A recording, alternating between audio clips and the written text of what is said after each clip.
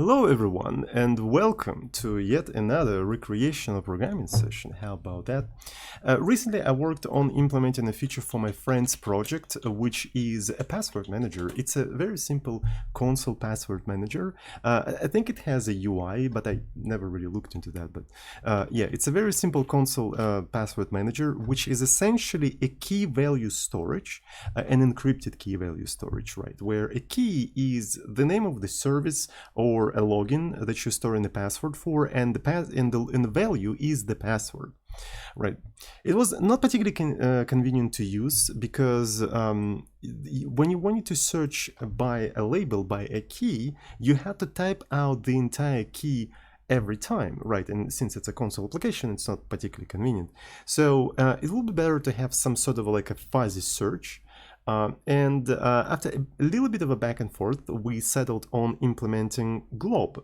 And if you never heard about Glob, it's basically we have regular expressions at home, right? So essentially a star in these kind of regular expressions means any character, including none. A question mark means any single character. And then you have a square bracket classes of characters. So square brackets ABC means any character, like any of A, B, or C, and it matches a single character. And you also have a ranges, right? So you can match any character from A through Z. And that's the entirety of the thing. That's the entirety of the Glob syntax. It's very simple, and it's not as complicated as regular expressions, right? So we could have just used like regular expressions, but that's an additional library.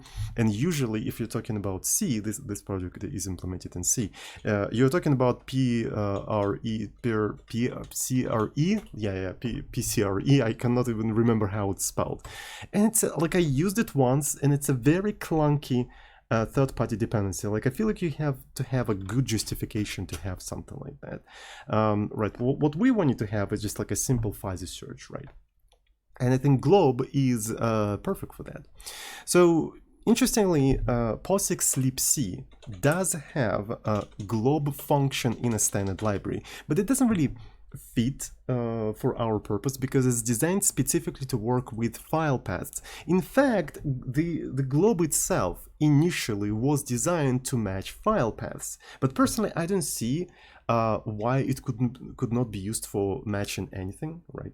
So yeah, and it's so simple, right, that you can implement it like within an hour or less, right? So at least naive version. So I'm pretty sure that naive version could have been broken by some very big and sophisticated pattern and the text, right? But for our purposes, for just like quickly slap it into the project that runs locally for yourself, I think it's totally fine. I already implemented the feature, it already works. But what I wanted to do, I wanted to turn that into its own very simple header-only library, right? And on top of that, I would like to walk you through the implementation because I think it's rather interesting and it's rather insightful. And on top of that, I actually come up with a couple of improvements that are not in the projects, which I want to include into the library. And maybe once the library is there, we can integrate that library back into that project. Who knows? Right. So yeah, that's the topic for today's session. Let's actually create a very simple header-only library for matching globs. And I think it must be very simple. It must be very simple because it should be just a single function, which is called glob, which accepts a pattern. Let's actually enable SIMC highlighting so that accepts the pattern, it accepts the text, and returns just a Boolean. Like I don't see any reason for that thing to not be that, right? And imagine being able to just like add that to your project, and there you go, you have a very simple like a glob matching. Why not? So sounds cool, sounds good, sounds Gucci, sounds Atamaguchi. Let's go. So let's create a main C, right? And let's just create a simple hello world, right? So I'm going to implement the function right here. So this is going to be glob const char pattern. So we're going to first accept the pattern, and then we're going to accept the text. All right. And as soon as we implement this entire thing, I'm going to move that into a separate file, into a separate sort of library. So let's actually crash when we get to this point and say that this thing is not implemented. Right, and here I'm going to just say hello world, right, because I want to test our build, our simple build. So both of these things are not used yet, but they're gonna be used soon. People keep asking me, what is this void? Right, it basically removes the warning that you have unused variables, so you effectively use it in a very useless way. So it gets rid of the warning that you have unused variable, which is very useful sometimes when you're just like prototyping things and stuff like that. Right, so let's create a simple build script. Right, so in a build script I'm going to enable all of the warnings, all of the extra warnings. Maybe I'm going to enable the debug information, right? So because maybe I'll make a mistake and I'll have to debug that. Luckily we have a pretty cool debugger. And let's create an executable out of that. Also, I like to enable some things within the bash. I like to enable tracing, so every time a line within the script is executed, it is printed on a standard output, so I can see what exactly the script is executing. And also I want to enable failing the whole script when one of the lines fails, because Bash has like very unpleasant tendencies that when one of the commands fails, it doesn't fail the whole script, it just continue executing after a failure, which is rather interesting default behavior, but maybe it makes sense in majority of situations. I don't know, like I like to just enable fail the whole script when one of the commands fails, and it just makes sense to me. I don't know, maybe I'm just weird. So let's just try to run this entire thing, and it doesn't even compile.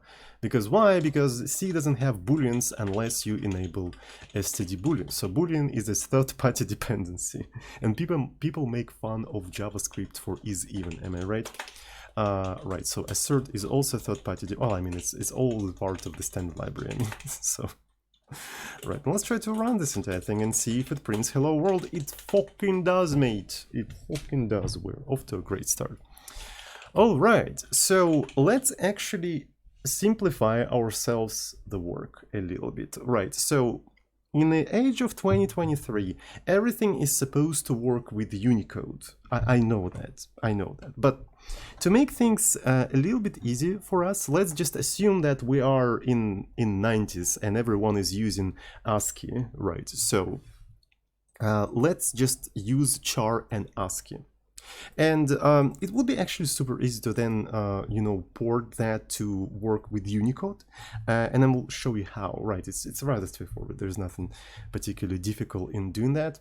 It's just like instead of handling 1-byte characters, you want to handle 4-byte characters, which is basically UTF-32, right? The implementation for ASCII is easy to translate to implementation on UTF-32, and then on top of implementation for UTF-32, you can slap decoding and encoding between UTF-8, right? And there you go. You have a basically 2023 version of Globe that supports the Unicode and stuff like that, right? Rainbows and Unicodes and everything.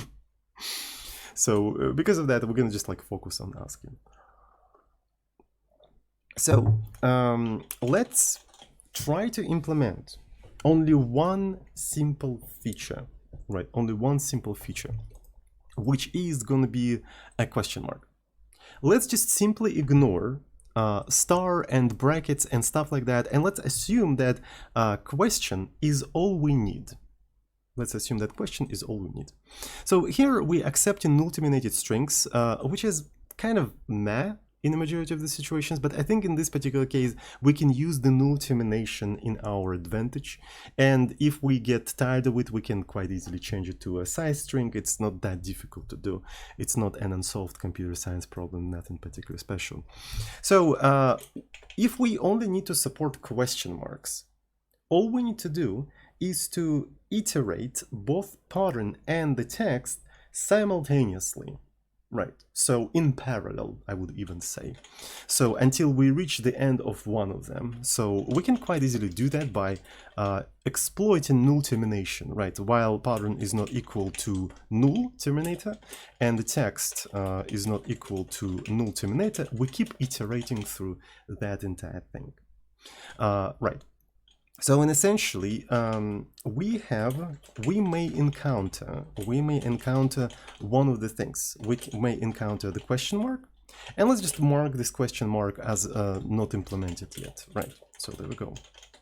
So not implemented. We have not implemented handling the question mark. And let's add all of these things that we're gonna get to a little bit later as well. So if we encounter them, we crash instantaneously. And this is one of the things that I like to do when I'm working with kind of like a messy, sophisticated parsing-like style code, right? So essentially, usually you do that in a loop. Right, usually you do that in a loop. And in a loop, I like to just, from the top down, figure out, okay, what kind of possible scenarios can happen? And I list out all of these scenarios in advance, and I make them crash. Right, I make them instantly crash. So when that specific scenario happens, like the application crashes and tell me where it crashed so I can continue developing there. And when I'm developing that specific case, within that specific case, also several other cases may happen. And I also outline possible cases there as well, and I make them crash as well.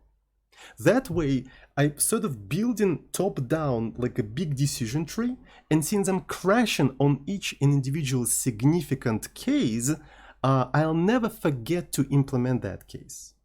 Hopefully that makes sense. I don't know if it does, but it actually helps me a lot, especially when the logic may become very messy. You just outline all of the possible cases like right away and you crash on them, and you will never forget about those cases. And since it's to do, if you never actually reach any of these cases, like at the end of your implementation, you can always do Control F to do and just find one of the cases that you didn't implement and maybe add tests for those cases and stuff like that. Right, so that's basically what I'm doing. Like I'm outlining all of the significant cases that may happen while we are iterating these two strings in parallel, and I'm just crashing there so I can go back to them a little bit later. That's it. That's all of the possible cases that can happen, like all of them. Okay, so and let's imagine that like after that one of these things became like empty, right? So we exhausted one of the things, either a pattern or either a text. Since we're supporting only question marks, the pattern matches the text only when their length are the same and everything within the strings matched. So essentially we can say if both of them are empty, right? If pattern is equal to null and text is equal to null, we return true, otherwise we return false. And of course, you can actually quite easily rewrite this entire thing like so, right? Because in that case, if this entire thing is true, it will return true, otherwise it will return false. Okay, so that's pretty straightforward. So let's go ahead and implement the question mark. So essentially, question mark is super easy to implement. It's matching any character. It's matching any character. In that case, we just basically skip the pattern, right? So we just basically skip the pattern and we skip the text as well. So essentially, we are exploiting the null termination and the strings being just pointers in C. Right, so in C, a string, right? A string is just like a sequence of characters, right? And then pattern just points at the first character in here, right? Pattern just points at the first character in here, and at the end in here, you have like a 0, you have null terminator. Right, and all of the strings in C are just pointers. So if you do string +1, what you're doing, you switching the pointer to the next character. Effectively, you taking like a slice of the string. So now by doing pattern +1, you remove first character. you remove first character. And then doing another +1, you remove another character, and then you do +1 and you point at the null terminator, and we're checking for this thing being null terminator in here, and the whole loop sort of like exits, and then we're checking here that both of the like patterns and text are nulls, except this one. This one's a little bit weird. I'm supposed to put slash because it's escaping and stuff like that. Right. So, and everything works out quite correctly. So essentially, if the pattern is a question mark, well, question mark matches any character, right? And because of that, we just skip the question mark. We sort of like say, okay, we're done handling that question mark, and we skip the character, any character, right? Because question mark doesn't care about any character. So anyway, so we're gonna ignore the star and open bracket, and for the default is basically we encountered one of the characters in a pattern, like exactly. So if we take a look at here, so it's going to be either a dot or C, or, you know, like any character that is not one of the special characters. And it only matches if it's equal to the character, to the current character within the text. So, and this is precisely what we can do in here, right? So if that character is equal to the character within the text, only then we say, okay, so we skipping that character within the pattern and we skipping that character within the text, so we matched that perfectly. If it is not equal, well, there's no point in even continuing this entire thing. There's no point in even continuing this entire thing, so I'm gonna just return false.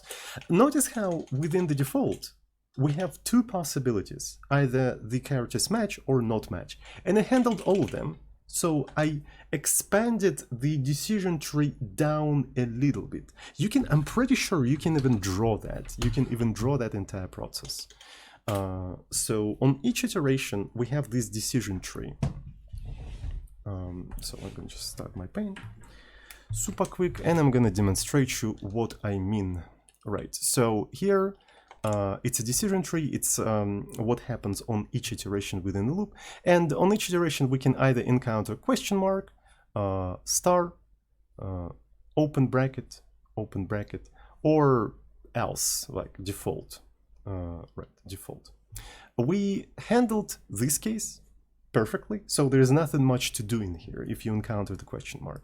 In the default case, we have two situations: either they match, right, match, or either they not, right? So, and we handled these two cases perfectly. So, and that's how we sort of grow down this decision tree. And within these cases, we're also going to have more different cases. And we're going to keep expanding that decision tree down and down and down, keeping all of the situations in check. If one of the situations are not implemented, the application is going to crash, right? So always keep all of the possible situations in check. And if some situation is just like not implemented, crash, instantly crash. So when it happens, you know you have to go there and implement it there. So that's how I approach this kind of messy, like in, how to say that, sophisticated code, and it works out. It works out. You just like use the language to your advantage. You let the sort of the language guide you. You let the crashes guide you through the process of implementing. Right? People like to slap some fancy marketable name on that technique, like a crash orienting programming. Oh my God, let's write a book about that and stuff like that. I don't like to do this kind of stuff. I like to write code. Right, that's what I do. So, and that's some of the tricks that I use to write the code. If you like this trick, go ahead, slap some marketable name on that, write a book about that. I don't care. I write code. I solve actual problems. Anyways, so let's actually see if this entire thing works. It would be nice to somehow test this entire thing. And what's funny is that that is literally it, right? So we just implemented like half of the features of Glob, right? So yeah, because it's a half of the functionality of Glob basically. So it would be nice to actually test that somehow. So let me see. So let's maybe write something. Let's actually match it against like main.c, right? So the pattern is going to be star c, and let's see, it is going to match main.c, right? So we're going to do glob. This is going to be this is going to be main.c, and let's do the following thing. I'd like to do something like S, and if we matched this entire thing, I'm going to return true, and otherwise I'm going to return false. Right, and let me try to build and run this entire thing, and something has failed instantly. Right, because I'm an idiot. An idiot. I'm testing question mark. Right. So let's actually do it like this. There we go. And I have to not forget to modify this kind of thing. Yeah. So this code is a little bit error prone. So because if I want to change some pattern, I have to modify it in two places. So let me maybe factor it out to separate like a function, right? So void check glob, and here we're gonna accept the pattern and the text as well, so char text. And let me move this entire thing maybe there, right? So here we're going to be printing, the pattern, the text, and then the boolean, right? So here comes the pattern, here comes the text, and here's the pattern. Here is the text. There we go. So in that way, I can just like move this entire stuff in here. So the pattern is main question mark and main.c. There we go. And let's try to run it. And as you can see, it matched everything successfully. So if I go to put a new line in here, let's quickly put a new line. And let's try something that is not going to match that. So for instance, the pattern could be index, right? And it's a completely different thing. And as you can see, it doesn't match. So this thing matches and this thing doesn't match. Perfect. Absolutely perfect. So that's pretty cool. Let's go ahead and implement the most probably significant and interesting feature, which is the star, right? Which is a star. So, and essentially this one is rather interesting and rather maybe complicated. So if you try to think about how to implement this kind of thing, it could be a little bit intimidating. So we can take a look at some of the examples in here. For instance, so this one is rather interesting, right? This one is rather interesting. So this is the pattern, and we have two things that match that specific pattern. It's this one, right? So essentially this star will match this prefix grok, and also it will match lawyer, which doesn't have prefix. So this particular star in this case will match 4 characters, but in this case it will match 0. So how do you decide how many characters star actually matches? Well, you can do a very interesting thing, right? So essentially, if your current pattern is a star, you also like look at the current text character and the next character in the pattern. And essentially, as soon as the next character in the pattern is equal to the current character within the text, you may try to say, okay, let's actually stop matching star and go to the next one and just continue as usual. That logic is going to break when you have patterns something like la lawyer, right? Because here you have a star, you have next one L, and then you see, oh, the current character is L, so that means this particular star matches nothing. It matches nothing, so we're gonna skip star and continue matching, and you will be surprised that, okay, L matches in here, then A matches in here, and then W, but then you have the next L, and it doesn't match, so you will come to the conclusion that this thing doesn't match this thing, but in fact it does. So you need some sort of a form of backtracking, right? So you will say, okay, I'm gonna try to go forward, and if I fail, I need to go back and continue matching star. So you need this form of a backtracking, and where we have a backtracking, we usually have some sort of a recursion. All right, so let's try to think about this problem more mathematically. more mathematically, because mathematicians like recursions and stuff like that. So when you are looking at the star, when the current pattern is star, you essentially have two possibilities.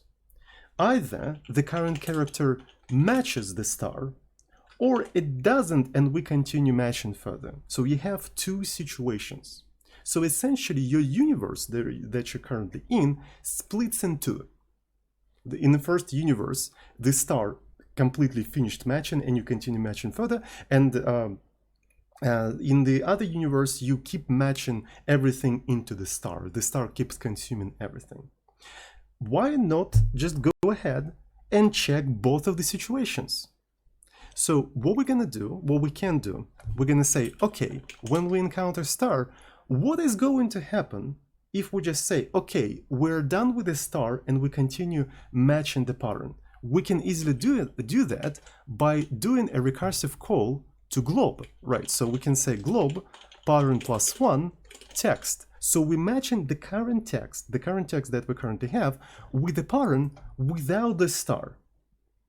And if it matches, well, that means we actually matched precisely the amount of characters for this for the star as we needed. So we can say, okay, we're gonna return out of that.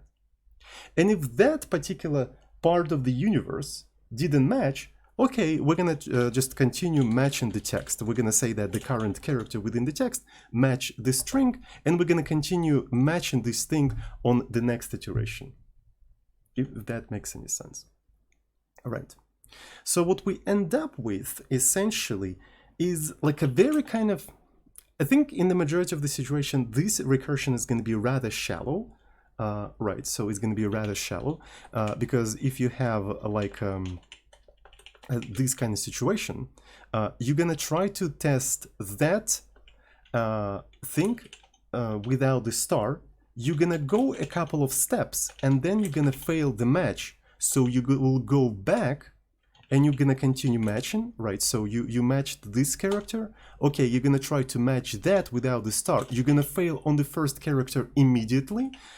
So you're gonna go back. You're gonna consume this character. You're gonna try to match it without this thing, and you instantly match that thing, and then you instantly match this thing, and so this is how you match. So in the majority of the situation, I think this recursion is gonna be, is not gonna go. I wouldn't say it's too shallow, but it's not going to be too branchy. You can certainly come up with some sort of pattern and some sort of attacks that will make it go completely insane.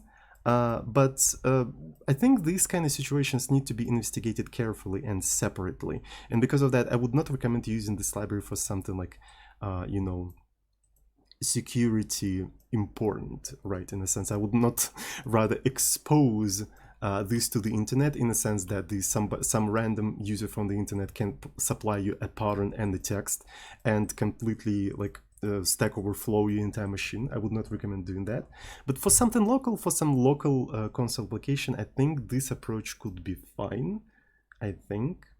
So yeah, and once we have a library, if it could be improved, if it could be sort of fortified and made a little bit more robust, more a little bit stable, it could be easily done as a separate pull request, of course. So yeah, I think this one is actually fine approach for now. Of course, it has its own limitations, but later it could be improved, of course.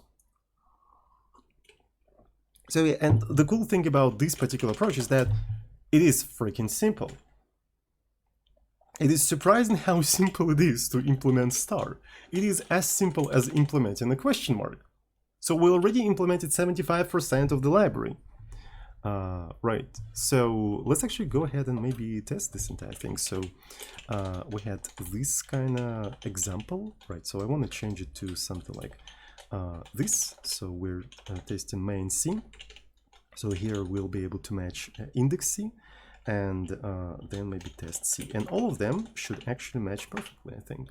They do in fact match. So I'd like to maybe separate those things with like a new line so we can see, separate sort of like sections, right? So here we're testing specifically question marks. Here we testing stars, and we can see all of that perfectly. We can try to maybe test like a JavaScript extensions, right? So here we have a main C. and this is what we can try to do in here. So this one is false.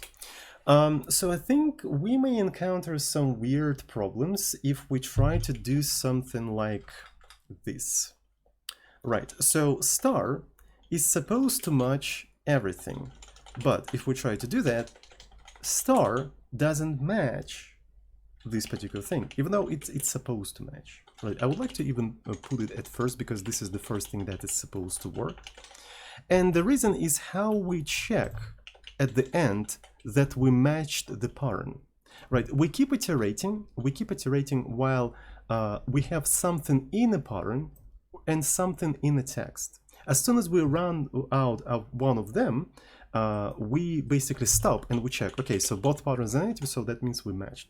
It's not going to work in case of a star, actually, because star keep consuming everything until the end, so you're going to have this star in a pattern anyway. Right, you're going to have the star in a pattern anyway, but you're going to have an empty text. So essentially what we have in here, we have two situations, right? So at the end, you either have an empty text, right? You either have an empty text or you have an empty pattern, right? And these kind of situations should be handled like separately, kind of, right? And we need to ask a question. If you have an empty text, what pattern matches an empty text? Well, such pattern is an empty pattern, right? So an empty pattern matches an empty text. So that makes sense. Another pattern that matches empty text is the one that we just encountered, is the star, right? But is that the only patterns that can match an empty text? In fact, no. There's another pattern that can match an empty text. It's star star. In fact, there is another one, which is star star star. And there is another one, star star star star star. So there is an infinite amount of patterns that can match an empty text. And all of them are just basically sequence of stars.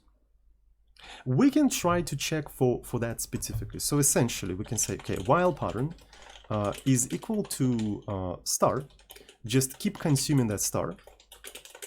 And at the end, if the pattern turned out to be empty, we consider that a match. We consider that a match. So, and that takes care of all of the possible like patterns like that. So that seems to be fine. So if the text is not empty, we know here that the text is not empty, but the pattern is empty. In that case, I suppose it's just like straight up false, right? So this is straight up false. And that is basically it. So that should match like literally everything. So actually this has to be equals. There we go. Does, okay, so now it works, as you can see. Now it works. So it matches, this thing match, but JS doesn't match. In fact, I would like to maybe align things a little bit better. As far as I know, in C, when you do printf, you can specify like the length, the width of the element that you're printing. You can say something like 10, 10. And it will kind of allocate 10 characters and it will try to fit the string within that character. So yeah, there we go. That actually looks much nicer. Look at that. Yeah, look, it's just beautiful, isn't it? Yeah. So you can specify the width, and the width of this entire thing is going to be like literally 10, right? So you can see it's 10 character, right? And you can always say how many characters, how you know, long you want this thing to be. All right. So that's pretty poggers. That's pretty poggers. So the last thing that we need to implement is the bracket. And oh boy, oh boy, oh boy. So it is rather straightforward to implement, you may think. Right. So let's just try to implement the situation like A, B, and C, right? A, B, and C. So maybe we can even create a test for that right away. So as you can see, we're doing TDD. Aren't we doing TDD literally? We're about to first implement the test, and then we're gonna implement the code that, you know, passes the tests. Oh my fucking god, we're doing a TDD. Insane, absolutely freaking insane.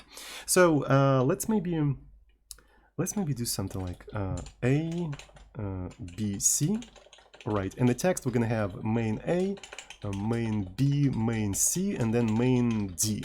So we expect these three to match, and this one didn't match. So that's basically what we expect. You know, maybe it would be kind of nice to actually check our expectations. What if the check glob literally accepted like a expected outcome, and we could say, okay, so here we expect this thing to match, but we don't expect this thing to match. And this function would also, on top of printing all of that, would check that and fail if our expectations were not met. So we're literally building up also a testing framework for our library. Holy fucking shit. Isn't that poggers? I think that's freaking poggers. Sorry. Sorry for keeping saying that. So this is going to be true, definitely, and this one has supposed to be false. And here we can say that I expect this thing to be true and expect this thing to be false. Okay, so this is our expectations. So maybe we can also say we can extract that thing into an actual, right? So an actual is going to be Boolean, right? So there we go. And in here, after we printed that, we can say if actual not equal expected, right? We can say some sort of failure expected as, and we can reuse literally the same thing in here. Instead of actual, we can put expected, and there we go. And maybe we can exit with non-zero exit code. Maybe it would make sense to actually print it to standard error, and there we go. To be fair, maybe it would be better to actually print everything into a single thing, so it's easy to redirect everything into a file without thinking what's error, what's not error. Yeah, I think that's gonna be fine. So there we go. So exit is not available because we have to include stdlib first. There we go. And yeah, so this one is interesting. So it crashed on the bracket. So this is precisely what I was talking about, right? So we outlined all of the possible situations, and when we tried to cause that situation, we crashed, so we know where we have to implement things. So you see, it works. It's not just theory, it works in practice. Cheers for that. All right, so let's go ahead and try to implement that. So how are we going to be implementing all that? I think the easiest way to implement, first of all, obviously we want to skip the pattern, right? So because we just encountered the bracket, so we don't need it anymore. I think what we can do, we can just iterate through all of the characters between the brackets, and if any of these characters match the current text, we're going to say, okay, the current pattern matches, and we're going to continue matching and stuff like that. So essentially, I can try to visualize that. So we have A, B, C. So we're currently pointing at here. So this is the pattern. And then we have our text. And the text is pointing at here. We encounter the bracket, we move it here. And then within that sort of mode, we're going to have a loop. Right, a loop that keeps iterating while pattern is not equal to closing bracket, or also you can have a situation when it's equal to null, when you have a syntax error, when you have unclosing bracket. So I think it's important to check for that. So we can potentially have like a syntax error in here. And within that loop, what we're going to be doing, we're going to be checking whether the character within the pattern matches one of them. Right, so essentially, is A equal to M? No. Is A equal to B? No. Is A equal to C? No. Closing bracket, okay, we're done. And after that, we didn't match any of the characters, right? So we didn't match any of the characters. So we say, okay, so this particular pattern didn't match anything, the whole pattern didn't match. We can try to do something like this, right? So, and maybe we can keep track of the matched variable, which is initially false. And while we're doing all of that, we can say, okay, if pattern is equal to text, we're gonna say matched true. And at the end, right, at the end, once we actually matched everything, we're gonna be pointing at the closing bracket. So we actually need to check for that afterwards, right? So because we, at the end of the loop, we may either have closing bracket, which is the correct situation, or null, which is incorrect situation, and in that case we need to report a syntax error, right? So let's actually check for that. If pattern not equal to closing bracket, this is a straight up syntax error, so we need to report that. So we never actually had a situation when we would have a syntax error, so we don't really have a mechanism of reporting that. So we need to think how we want to do all that. Right, so to do report syntax error. So, but if we actually encounter closing brackets, so we want to kind of skip it, right? So we want to skip it because we don't really need it. It's just an indicator of the end of the sequence. And after that, if we matched, well, we don't do anything. We essentially just continue. If we didn't match, I suppose what we have to do, we have to instantly return false, right? Because that means we didn't find anything interesting. Right, so something like this. So that begs the question, do we really have to iterate through all of the characters in a sequence? Can we just do something like while not matched and just continue? I think no, because even if we like matched one of the characters at the very beginning, we still need to skip the rest of them in the pattern, because we need to skip the entire sequence within the pattern so we can continue matching the rest of the things. Right. So we'll need to iterate through the entirety of the sequence anyway. So doing this kind of optimization, trying to like just do that while it's not matching, it's not helpful because we still need to reach the end of the sequence anyway. So, right. So I think it makes sense to like iterate through the entirety of this thing. Right.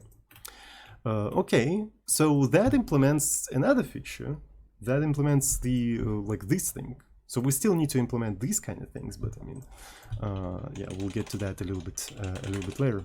So maybe we can even take that into account. So essentially here, if pattern is equal to dash, we should say something like assert to do not implemented. There we go. So that's actually pretty good. So maybe we can even have something like switch case in here, similar to one that we have out there. Right. Again, I'm following my principle of just covering all of the possible cases and crashing on the cases that we didn't implement yet. Right. So in here, if we encounter dash, this is basically the case that we didn't implement yet. So I think it's kind of important to crash on it as well. Right. So if we do something like this, this is going to be not implemented. Otherwise, this is just the default. And in case of the default, we just do think like that. So furthermore, maybe we can make this a little bit branchless. I'm pretty sure the compiler will make it branchless, but we can just turn this entire thing into matched or equal this, right? And we don't have an if condition anymore. So because we're gonna iterate through this entire thing anyway, right, so we can just do it like that. So initially matched is false, so if any of these will become true, the whole thing will stay true, right? So it's basically like a huge or condition, like or that, or that, or that, and we do that or in loop. So there is another thing that I don't do in here. I just realized one of the things we need to do is basically increment the pattern, right? So we're not incrementing the pattern, it's actually kind of dangerous. And on top of that, when we matched the entire thing, we also need to skip the characters. So I completely forgot to do that. There we go. So maybe it makes even sense to check for the matched in here. So it didn't match, we instantly return false. If it matched, we just like increment the pattern. But to be fair, pattern is already incremented in here. Oh, it is not actually. Oh. I thought, yeah, so that seems to be fine, right? So we check that it's not that, match true. Okay, so that seems to be working, So brackets so far seems to be the most complicated feature, right? Because things like question mark is super easy, star is super easy, even though questionable, right? It's still super easy. I'm pretty sure if you make it a little bit more smart, it's going to be more complicated than this. But yeah, it's still simple. The bracket, just that, is already kind of complicated, and we didn't even go into the ranges. So let's actually see if our tests work. They do. Look at that. They actually freaking do. Right. So that's pretty cool. We implemented, like, we have like 80% of things implemented. It would be kind of nice to maybe include these things into the tests as well. All right, I think it would make sense. Let me quickly do that. So maybe I'm gonna just put this stuff in here. So this is for the question marks, right? So this is our custom things, but on top of custom things, we can check the, you know, at, and this thing is supposed to match cat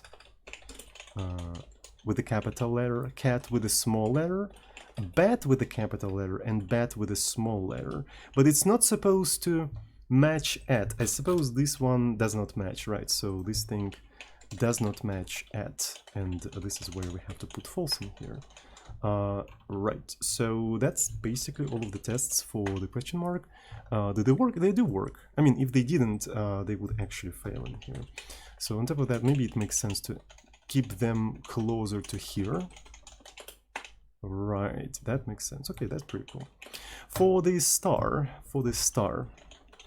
we actually have two examples in here. So let's do the check glob. Low star, and it's supposed to match low, which is true, lows, and lawyer, right? But it's not supposed to match grok low. I'm pretty sure you can't see some of the things. Like, I keep forgetting to put something behind my camera so I know what you can and cannot see. So I really apologize for that. Let me quickly do that. Just a second. Now I know what you can or cannot see. So doesn't match grok low, so doesn't match. Just la or o. So let me see if all of that works. That seems to be working. So here they are. Maybe it would make sense to still separate these things like so. It will make it a little bit easier for me to read. Yeah, so different sections and stuff like that. So we're building up like test cases, right? So test suite, I would even say, right? Test suite. So some of the things we come up ourselves, some of the things we take from the Wikipedia and stuff like that. So that is fine. So the other example is check glob low, and it's supposed to match low, right? True. Grok law and lawyer, but it's not going to match la or o. There we go. Okay, so let me double check that everything works correctly. So if I put true in here, it's supposed to crash. Okay, so it crashes expected true. It's not particularly convenient, honestly. It's not particularly convenient because it doesn't really tell you where exactly it. So it would be nice if it would just like tell you, okay, it crashed like here. I think we can do that. We can do the following thing. So there is a trick. I know the trick, chat. I know the trick. Locate it. Right. So in essentially you accept the location. Right. So you say, so okay, here is the file and here is the line where all of that happened, and you just print them in here, like so. So you provide the file, provide the line. So, and essentially, here's the trick. You create a macro with the same name as the original function and with the same parameters. You accept pattern, text, and expected, and you call your hidden check glob located. But then you are provide the results of the macro underscore file and underscore line, and it will give you the exact location where this thing was called. Isn't that bogus? Don't tell anyone. Don't tell anyone. They don't teach you that in boot camps. This is a secret knowledge that you can only get by working in the industry. Don't tell the boot camps. Don't tell the boot camps. That's a secret knowledge. And as you can see, I can instantly jump to the place where it failed. Isn't that poggers. Holy fucking shit. And then I can fix that, and there we go. It's working. It is working. I think it was, yeah, so it was correct. Okay, so let's actually add the rest of the test cases. So let's add some of these test cases, right? So cat and bat. Let me put that stuff in there. Okay, go, okay, go, okay, go. So this is gonna be another separation, and Yusu. So the pattern is supposed to be CB, CBD, CBT. All right, so it matches cat. It's supposed to match cat.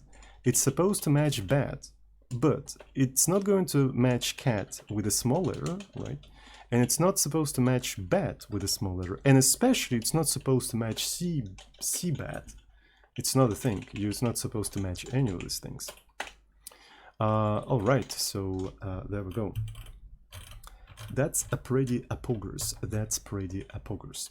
So you may think that this is a reasonable implementation until you look how actually brackets are supposed to work. Right. So if you take a look at the man page globe in a section of 7, right, specifically section of 7, not section of 3, because section of 3 like explores the C function that matches file paths, which we're not using, right, because it's specifically for file system and file paths. It's not really suitable for what we're doing. But the one in the section 7, right, it just talks about the globe. You will find something interesting. Okay, so we have like, you know, wildcards and stuff like that. So this is the single character, this is the single star, and character classes. This is the most interesting one, right? An expression bracket where the first character after the leading open bracket is not exclamation. We have an exclamation mark, right? So the Wikipedia article didn't really, well, I mean, it discussed, but for Unix like. So I'm not sure. We can add that. Maybe we can not add that. We'll see. Shouldn't be that difficult to add. Is not exclamation mark matches a single character, namely any of the characters enclosed by the bracket. The string enclosed by the brackets cannot be empty. The string enclosed by the brackets cannot be empty. In our case, it can be empty, right? Because essentially we just skip the open bracket and then we immediately check if it's closing bracket and then we exit. So we allow it to be empty, but according to this man page, it cannot be empty. Therefore, closing bracket can be allowed between the brackets, provided that it is the first character. Thus, this weird-ass pattern matches the 3 characters, open bracket, close bracket, and the exclamation mark.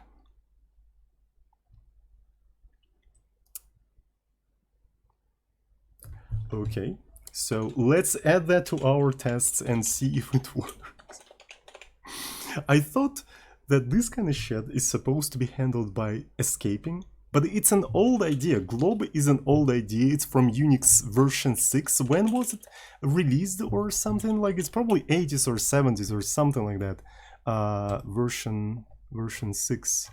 70s, yeah, 70s, right? In 70s, people were trying to keep things simple. So, yeah, that's how they solved the escaping problem, right? What if you needed to match the closing bracket? Well, you put it first in here. Fucking, I swear to God. Anyway, so let's just like literally add that. I'm gonna put this in here and check globe. So this is the pattern, and it's supposed to match closing bracket, right? It's supposed to match open bracket, and exclamation mark. And it's not supposed to match like any other random ass characters, right? So let me see. And failure expected true, but yeah, so it didn't match. It's supposed to match. So, and the reason is because you have to have at least one character between the brackets. All right, so I guess the case of brackets is even more complicated than we thought before. Right, So you can already see how disproportionate it is.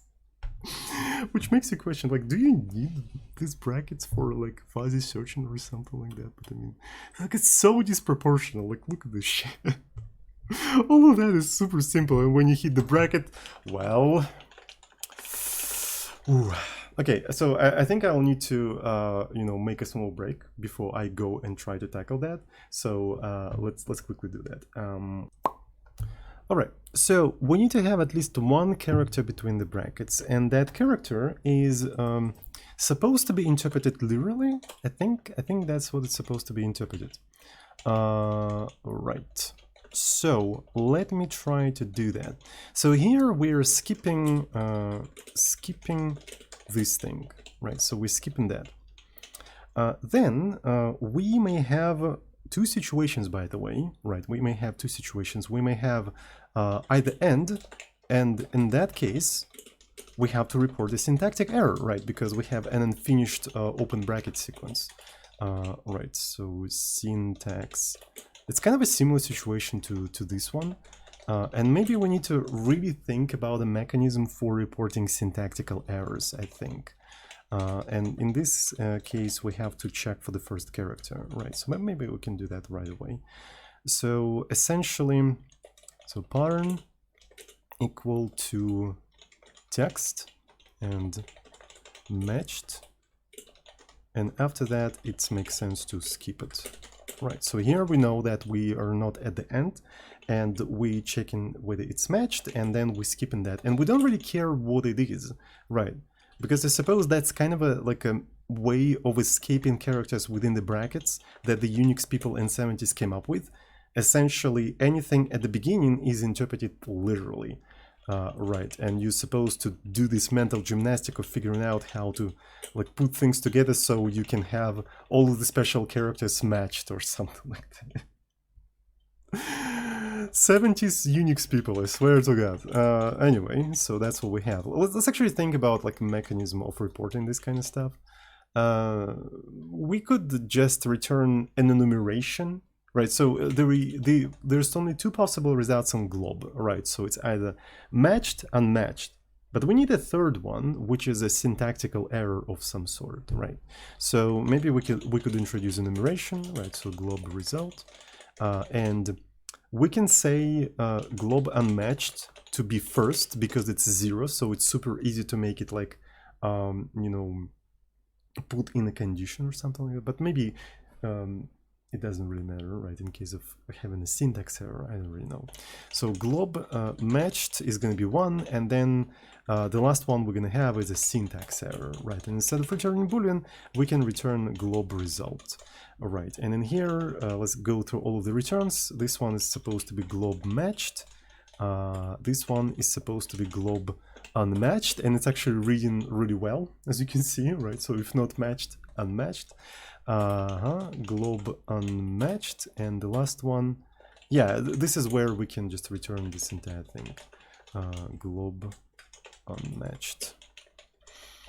Maybe we can even, yeah, that should be fine. So let's find syntax error, right? So in here we're supposed to just return glob syntax. It's supposed to be a syntax error. Let's call it syntax error. There we go. Arrow. And syntax return glob syntax error. We can even make it one single line, and we'll put this thing together and look at how nice it looks like, right? So if this is not, it's a syntax error, otherwise not matched, and then we return if it's unmatched, and so on and so forth, and then we skip both the closing pattern and the text. Looks good to me. Right, maybe we would also want to differentiate different kinds of errors, but so far we have unclosed, sequence, so I don't think it matters that much. So, and in here we can do something like this. So, and theoretically that should work. Right, theoretically that should work. So let's try to run the, and it does in fact work. Look at that. It matches all of them. Right, it matches all of them. Though, by the way, our testing framework doesn't test for syntax errors. I think this is something that we have to actually take into account. So let's make our, testing framework accept glob results, a glob result. And because of that, we have to actually return the actual glob result in here. So here is also glob result. So we need a way to convert this entire thing to a string, right? So that's what we need in here. So let's do something like const char and a glob result display, right? So let's do display. I'm gonna accept glob result, and maybe let's do a switch case on that. Right, so I don't know what's gonna be easier. Maybe it's something like result equal glob. Yes, switch case is gonna be better because the compilers will be able to tell us that we didn't handle everything. A glob unmatched, literally return glob unmatched, like so. Then matched, and then syntax error.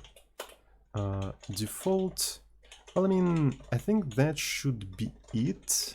We sort of like handled all of the possible cases, and if we add another one, it's going to tell us. Alright, and let's go ahead and just do that. Glob result display, right, like so. Glob result display, like so. And here we have to replace every true with glob matched, boom, and every false with glob unmatched. There we go, boom. Seems to be working, seems to be twerking. Let's try to introduce another one and see how the compiler is going to react to that. It issued a warning saying that some of the cases here are not handled, so that is more than enough for me. It also says that non-void function may actually try to return something in here, so that is totally fine for me. So there is another interesting thing that I would like to maybe test. Something like this, because it's C. If you are iterating over like uncorrupted memory, you potentially can have something that is not one of these three in here. In case of a memory corruption in C, it is possible. So if we do something like that, I think it will stop working. Yeah, it stops working because it thinks that it handled all of the cases. I remember there was a special flag to sort of disable that in num switch enum or enum switch or switch enum. I don't remember. It's one of those. No, yeah. So I think it was switch enum. Switch enum. So it will tell you that you didn't handle everything, even if you have a default thing, right? So that's basically what it means. Because this like additional default is kind of important specifically in C. Because what if you have an array of glob results and you are having a loop that iterates over this thing and just displays all of them? If your array accidentally points at corrupted memory, you can literally have values that are not one of these values, so you'll call this function with incorrect value. So you may have this kind of situations at runtime, not compile time, right? Because the check is purely compile time, but at runtime you may have something like that because it's C. Welcome to C, right? So you have to be like very defensive when you're programming in C. That's for sure. You have to be very defensive. So in that case, just in case, it's better to have this default, but at the same time, I don't want to lose the compilation, compile time error. So that's why I do all of that. It's kind of weird decision process you have to go through while programming in C, but it is what it is, and it isn't what it isn't. So let's take a look at some of the syntactical errors. I suppose here we definitely should have the syntax error. So okay. So, and here we didn't have a syntax error. That is very strange, isn't it? That is very strange. So it matched, but we expected a syntax error. That is very strange. So let me double check that we don't have any problems in here. Okay, so that is totally fine. So after we checked ABC, as soon as we reached well, we're supposed to actually reach that kind of stuff. Maybe we can take a look at the debugger. So let's actually bust out the debugger.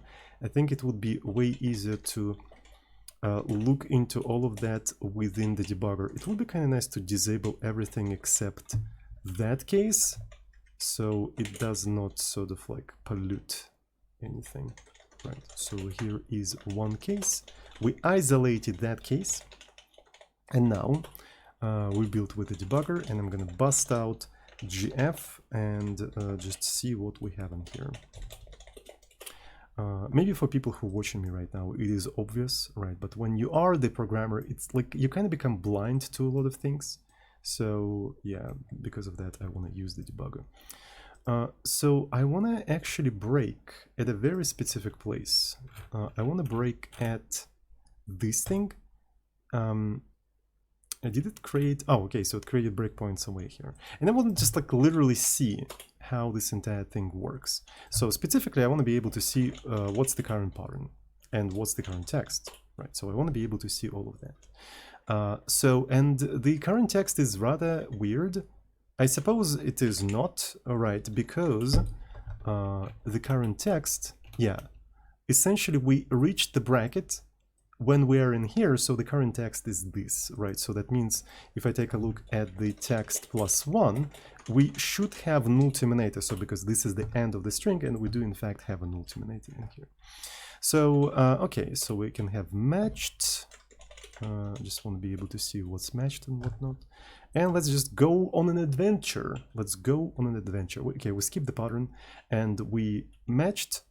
Well, not yet. Okay. So we definitely match this entire thing, and then we increase the pattern, and we continue matching things. All right, so keep incrementing the pattern. Keep incrementing the pattern until we reach the 0, and this is where we should have a syntax error, right? Because the pattern is not equal to closing bracket, right? It is not equal to closing bracket, and because of that, we returned out of that.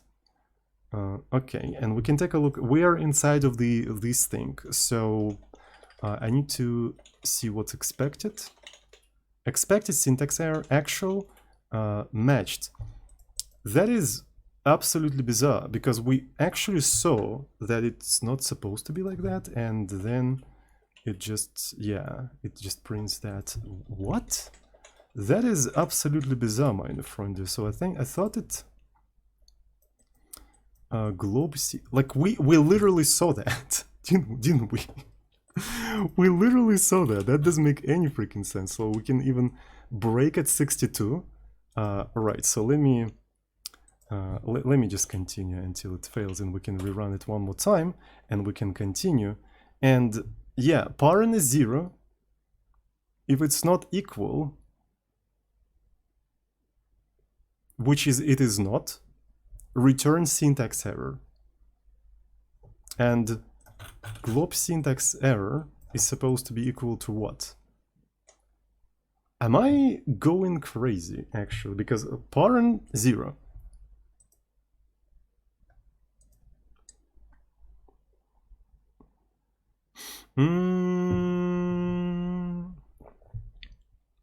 Look at the stack. Look at the freaking stack. I forgot that we are in a recursion. So because we have like a star and stuff like that, and we only return matched when this thing becomes true. Yes.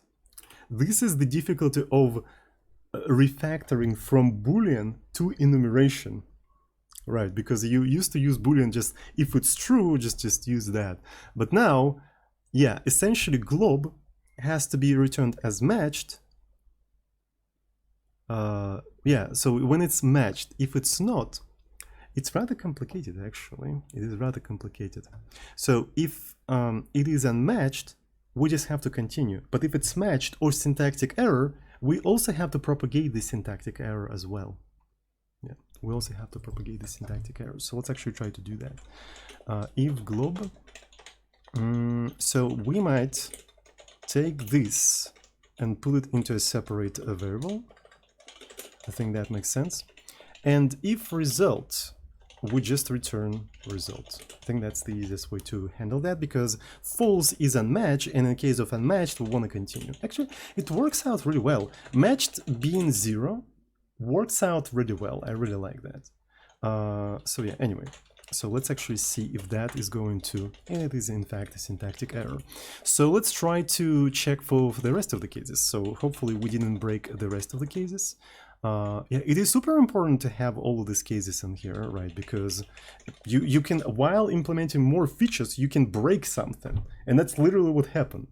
Right, so we were implementing feature, and while implementing new feature, we broke some of the previous one. It's kind of important to have this, like, a little bit of a test suite to keep track of things. Okay, so that seems to be working. That seems to be twerking. Even syntactical errors work nice. Right, we can try to introduce like a syntactical error somewhere here. Right, so something like this, and this is supposed to be syntax error. Let me see. Everything seems to be working. Everything seems to be at working. I really like that.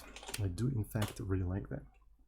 So I think that is basically it. So let's take a look at the glob man page one more time. So, okay, so I think the time has come to look into the ranges. There's one special convention. 2 characters separated by a dash denote a range. Oh, and you can actually have several ranges within the thing. Originally, when I was looking into implementing glob, I thought you can only have one range, because this is how they denoted that on the Wikipedia page. But so the main page, to me at least, have more authority than the Wikipedia page. Like, anything has more authority than Wikipedia page, except ChatGPT. Yeah, so... In order of authority, first the man page, second Wikipedia, and the third one is just like ChatGPT, stochastic part thingy. So yeah, so you can have this kind of thing. This is interesting. So, and what do we have to do? We are handling things like that. So we're currently looking at the current pattern, and if it's a dash, we have to do something specific. But in the case of a dash, we need to know the previous character. So I suppose we need to keep track of the previous character, and then when we encounter dash, we'll need to look into the next character. But the next character could be actually null. So you have another potential situation for a syntactical error. And also, you can have closing thing. So in case of a closing thing, one may include dash in its literal meaning by making it the first or last character between the brackets. Okay. That is very funny. So yeah. This thing matches just the 2 characters, closing bracket and dash 0 matches the 3 characters. Holy shit. 70s Unix people. Since slash cannot be matched. Why slash cannot be matched? That's very interesting. Because it's... I think this is because it's designed for matching only paths. Yeah, but we're not matching only paths. We're matching anything, so we don't really care about the slash and stuff like that. 70s Unix people. You could have just used escaping. Jesus Christ. 70s Unix people. Alright, so we need to somehow keep track of the previous character. So how can we do that? It's actually... Wait a second. Wait a freaking second. Since we always have to handle the first character, because it cannot be empty. The sequence cannot be empty. We always have the previous character. Yo, that is freaking genius. 70s Unix people, that's very genius. Anyway, so let's give it a try. All right, so essentially we can keep track of the previous. So this is the pattern, right? So this is the previous. And we might as well like literally use this thing as previous, because why not? So here's the previous. Now, here, if we're handling these things literally, we may want to repeat this thing in here, like so. Yeah, okay, so we kind of like repeat these 3 lines 2 times, which makes sense because you always have the first character, and then for the rest of the things, you handle things as usual. So, okay, we encounter this thing. I suppose we may simply try to do pattern +1. Is that a good idea? I'm not really sure. But as we do that, we may have a very interesting, we may have several situations. We may encounter either closing thing, right? So we don't really know what we can encounter, like not implemented. So that means this dash is the last one. This dash is the last one. Or we may encounter the 0. That means we have unclosed sequence. In that case, I think it's pretty safe to just return glob syntax error. And in case of something else, in case of the default, we just have to check for the range. You know, that is very interesting. So you have the following situation. So A, Z. Right, since this is the first character, you check whether the current text character is equal to that. Then you encounter dash and you realize, oh, this was actually the range. So we didn't have to check when it's equal, but unless we, it's actually kind of interesting. It doesn't really hurt. Yeah, just interpreting this thing literally doesn't really hurt the fact that it is actually a range. It's just an extra equals, because we're going to be checking the current text with previous text, the current, the next, anyway. So we're going to do that equals anyway, so just accidentally interpreting it as is doesn't really hurt anything. So it's totally fine. So we can do the following thing: matched or previous less or equal text, and text less or equal to the current pattern, which is not 0 or closing bracket. So, and in that case, we want to do another +1, right? So we're skipping that specific thing. And on top of that, we probably want to keep track. There's a lot of interesting cases, right? Because we need to also update the previous. So now the previous should become the current pattern. So that means that you can have situations as A, B, maybe A, C, E, and that should match theoretically A, B, C, D, E, I think. And I don't think Glob even talking about that. They don't really mention that. Like, what if you have like a joined together things? I think it is possible. So there's one thing to check that, actually. There's one thing to check. So in Bash, you can do things like this, right? So I do ls, and if I press tab, it's supposed to expand the thing, which it doesn't really do for some reason, but I think I remember it's doing it. At least if you do something like this.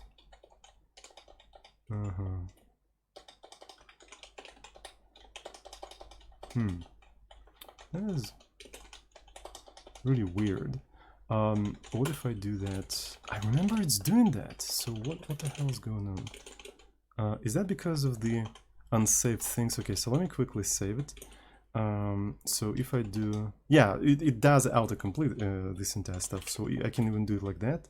Okay, and what's cool is that I can do something like this, and it will still autocomplete it. So that means I can actually check whether it is a valid sort of glob pattern. I can do A, B, C, D, E. It is a valid. Okay, so it matched it. So I can create something like touch main D. Or maybe let's call it index D, so it's not matching main, so it's easier for me to actually check for that. All right, ls A, C, E, and this is an index. Will it match D? No, it doesn't match D though. But if I do D, it matches it. I don't know, man. So A, B, C, D, E. Huh. Doesn't match it. But I don't see any reason for it not to work like that. I think it kind of makes sense. Even though it's kind of stupid, to be fair, right? Because it's just like... Yeah, I feel like it's implementation defined. So we're getting into very weird territory where it's like not really clear or something like that, but it could be fixed later, of course. We just need to have something that kind of works. Okay. So this is the pattern. So we just increment that. We keep track of the previous. If we have just, you know, dash at the end, what we want to do? I suppose we just want to check whether the current text is equal to dash, right? It's just equal to dash. And I don't think we need to even update the pattern. So that's the thing. I don't think we need to update the pattern, because then on the next iteration of this loop, we're gonna compare it to closing bracket, and it is a closing bracket, so it's gonna work out nicely. I think so. I feel like this thing has to be like a single line. I'm not really sure if it's a good idea, but I think it should be. Yeah. That seems to be nice. Hopefully that will work out. Okay, so do we have some tests in here? So I hope I didn't break any of the tests. None of the tests are broken, but we need to check for some of the things. Right, so let's go into the Wikipedia and add the tests from the Wikipedia. So we have not that many, but it's just like related to the letters and stuff like that. So let's quickly add them. So the pattern is letter 09, and what do we match with those things? What do we match with those things? We match letter 0, letter 1, 2, 9. All of them match.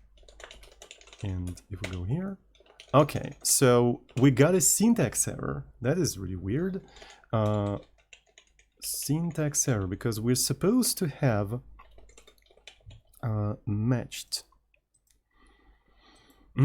So it's time to bust out the debugger, I suppose. So we have a breakpoints anywhere in interesting places, so I suppose we can put it in here. So at which point it broke? It broke at the first one, at the very first one, so that's fine. So let's go ahead and just like look what has happened in there. Right, so this is the syntactical error. So this is where we are. I'm gonna break in here and I'm gonna just like literally run this entire thing, and let's see what is going on. Our pattern right now is open brackets, so which does make sense, and our current character right now is 0, which does make sense, so because we are here. Okay, so let's go ahead and just like iterate through all of that. So we have expected, unexpected, this, so this is from the test thingy, so that's totally fine. Okay, matched, false, it is not 0, so that's totally fine. Previous is a pattern. Matched, true, so this in fact matches. So the next one is the dash. None of that is that, so that's totally fine. So we need to keep track of the previous one, by the way. I think it's very useful. Okay, so we match that. So we go into the next pattern, and it is 9, right? It is in fact 9. And here we've got this kind of situation, so I can't really go, but I already kind of know what the fuck is going on. I think I kind of already know. So let me see. I did probably no, not really that. So it's the previous and the pattern. So that should be an additional true, right? That should be an additional true. So that's totally fine. So because the text actually between those things, it's kind of difficult to see. Okay, so here's the bug of GF. You can't go there to the right. So maybe this is something that we can contribute as well at some point. In the previous will become 9, and we increment the pattern, and incrementing a pattern is now a closed thing. Okay. Freaking C! It fell through the case! Why people program in this language in 2023? I swear to God. Compilation errors. Compilation errors. Why didn't... I'm so mad. This is such a dumb mistake. It's a fucking fall through. This is so dumb. I swear to God. And the compiler, like, despite enabling shutdown of compilation flags, the compiler didn't catch that.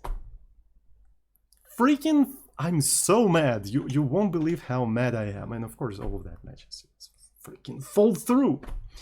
Freaking fall through in 2023. Disgusting. Oh my God. So...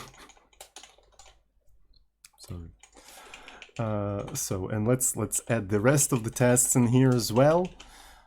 So it's not supposed to match, so this is unmatched. It doesn't match letters, right? And also just a letter and 10. So all of that is unmatched, and as you can see, everything is working perfectly. This one is actually too long, I think. It's actually 11 characters, right? So we need to update that to, let's put 12.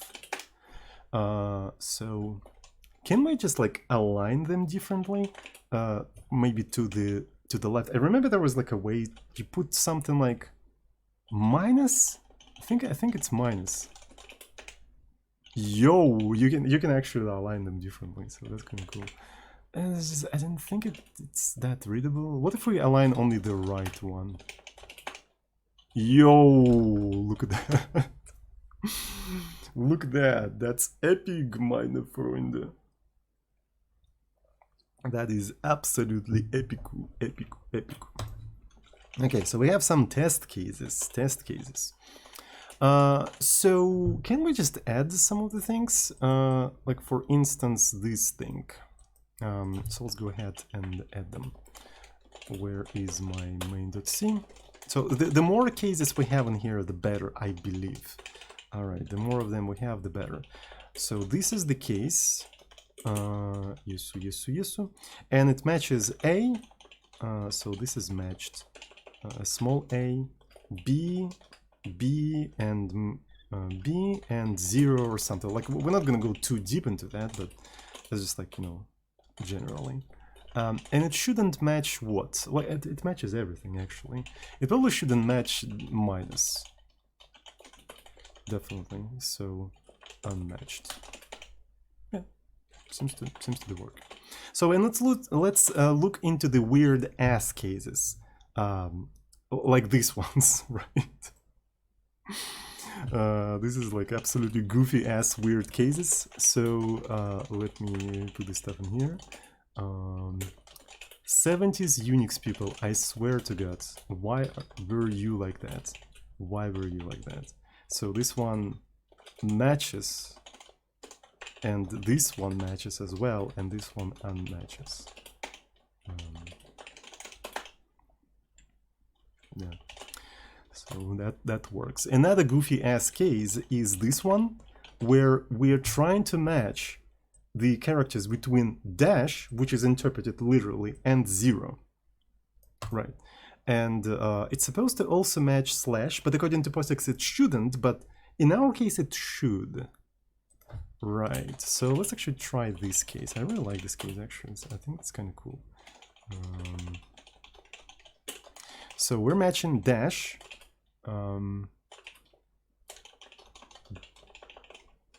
dot 0 slash, but not matching something like a.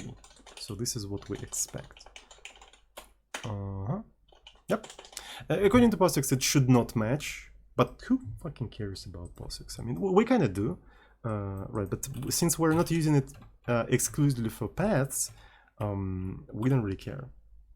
We can try to maybe add some sort of a case for if it is like, you know, slash, just never match it. I think it is solved. I remember they explained that the globe, somewhere in the notes somewhere, the globe is applied to each individual component of the path separately. So excluding the slash happens outside of the globe.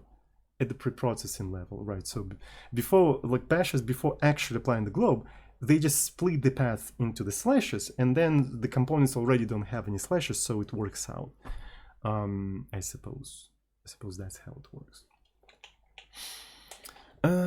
So complementation is also an interesting topic. It's when you put exclamation mark in here. So it matches a single character, namely any character that is not matched by the expression obtained by the removing first character. Thus, this thing matches any single character except this one. Oh, okay, so this one doesn't count as a first character at all. So you still have this goofy ass case when you can put like a closing bracket in here and it still will be interpreted as a closing bracket. 70s Unix people. Jesus fucking Christ. Anyway, let's give it a try, right? So this one is really interesting. So how can we do that? So here we're skipping that. And if we reached the zero, this is the syntax. I suppose after that, if pattern is equal to exclamation mark, maybe we need to keep track of whether we are in reversing mode or not, right? Because what the exclamation mark is going to do is going to just reverse the matched, right? So basically negate, let's call it negate.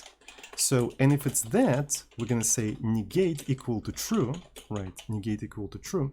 And we skip that specific pattern, like +1, there we go. We skip that pattern. And because of that, we're still interpreting the first character literally. So exclamation mark is not the first character, so it doesn't count as the first character. So interestingly, after that, we still can have end of the sequence, so we have to check for the null again. All right, I think that's important. And after that, when we're about to check for the match, I think the easiest thing to do would be if negate matched not matched. So yeah, essentially just do the usual thing, but if you're in a negate mode, just negate the matched and that should work out. I think that should work out. I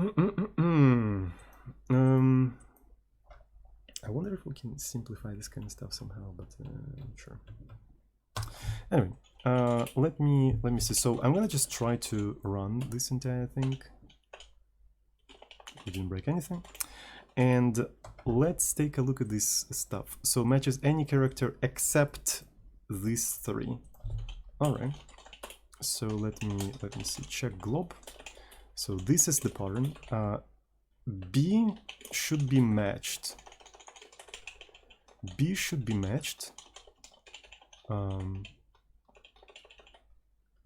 Closing should be unmatched. A should be unmatched and dash should be unmatched. Yes.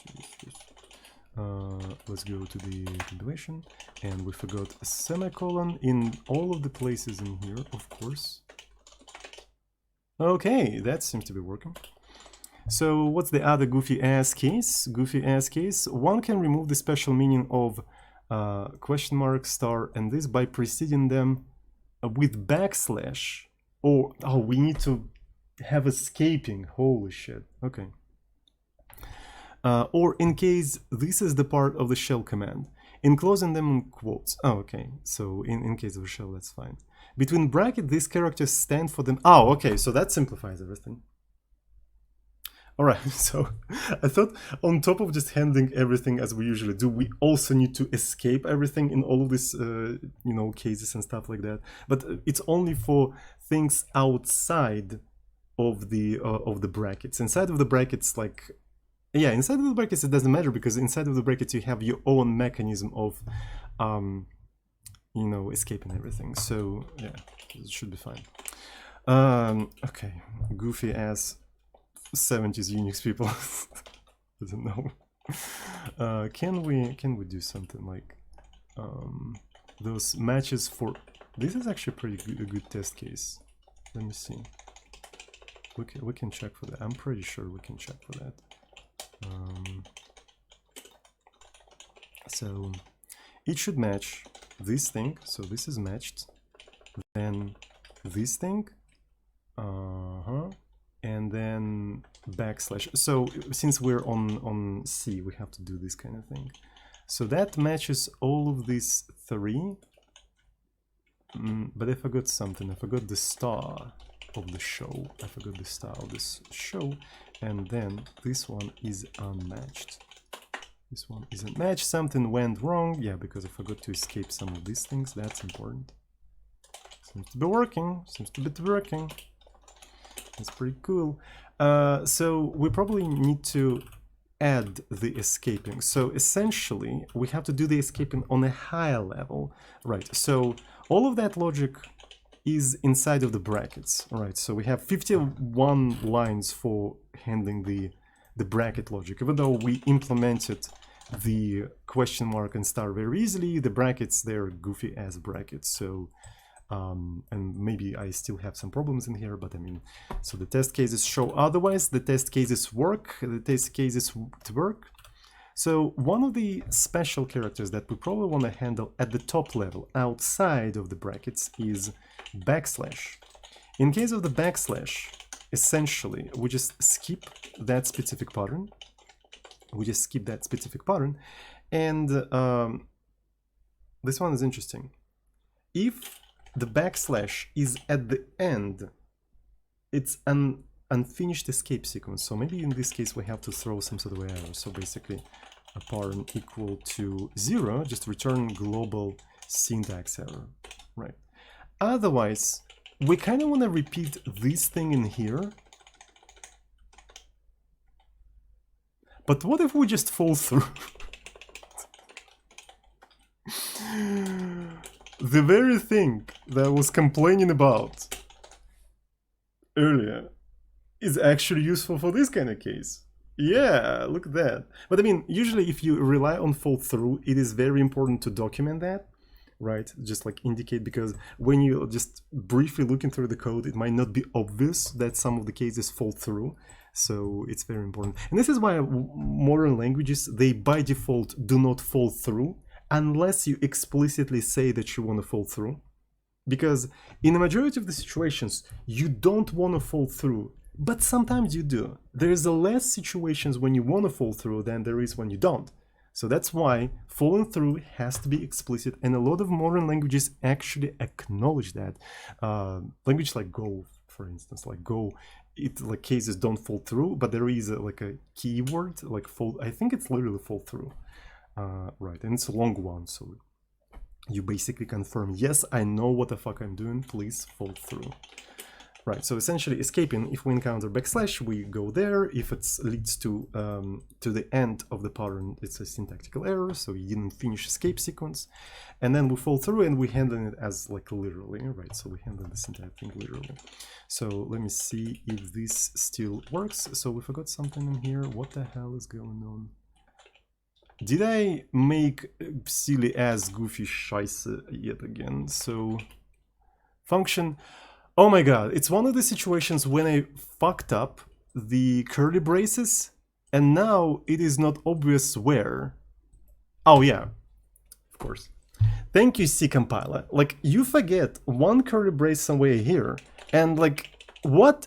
Function definition? What? What the fuck are you talking about? Like, yeah, just remove that. Thank you. Very cool error message. Thank you. That's very useful. Ooh. Anyway, so I think it kind of works. So we can maybe check for some of this stuff. For instance, I want to check for this thing. So this is the star. Does it match the star? Does it match the star? Glob matched. It does match it. Okay, would you look at that? But I mean, the star will, you know, match anything, so it doesn't really matter. So yeah, it's kind of difficult to test, but that's what it is. So the problem with this thing is that it's working only with ASCII, as I already said. If you try to use it with Unicode, specifically UTF-8, it is going to fail miserably. it is going to fail rather miserably. So we can take a look at some example using Cyrillic letters. I'm going to use Cyrillic letters because I already have a Russian layout set up on my machine, so it's really easy for me to just like start typing in Cyrillic. And let's try to match a message Привет, мир, which stands for hello world in Russian. And if we try to match this entire thing like so, for instance, we can try to match the first characters of the both words as capital and not capital, something like this. So we can say that we want to allow both of these things, like both capital and not capital. This is not going to work. So I'm going to show you. So I'm going to show you why, and this straight up fails, right? Because these things are written in UTF-8. In UTF-8, a single Cyrillic character actually takes up 2 bytes instead of 1. Let me show you. So if I try to do echo, if I echo this entire thing, so you have to be careful with echo because it automatically adds a new line. So you want to do something like -n to get rid of the new line. And I pass it through XXD.